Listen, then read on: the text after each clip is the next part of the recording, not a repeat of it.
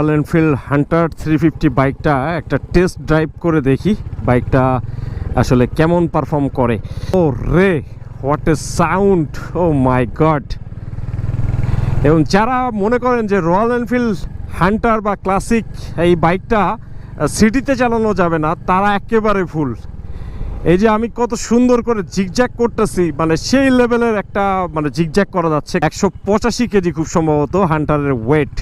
এবং বাইকটাতে অনলি এই বাইকটা 20 কিলোমিটার রাইড করা হয়েছে, দেখতে পাচ্ছেন। মাত্র শোরুম থেকে বের করে নিয়ে আসা হয়েছে। এই পাশে হচ্ছে টাইম দেওয়া হয়েছে, এখন 5:13 বাজে, যদিও এখন হচ্ছে রাত 9টা বাজে। টাইম এখনও পর্যন্ত ঠিক করা হয় নাই, যেহেতু কেবল বাইকটা মানে শোরুম থেকে বের করা হয়েছে, এখনও টাইমও অ্যাডজাস্টমেন্টের সুযোগ পায় নাই। তো বাইকটা রাইড করতেছি আগারগাঁও রাস্তায়।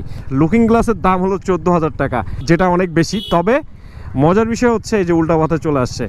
মজার বিষয় হচ্ছে রয়্যাল এনফিল্ডের লুকিং গ্লাস কিন্তু ভাই একেবারে হ্যান্ডেলবারের বরাবর লুকিং গ্লাস, অর্থাৎ বাইক যদি ক্র্যাশ করে তাহলে আপনার লুকিং গ্লাস নষ্ট হবে।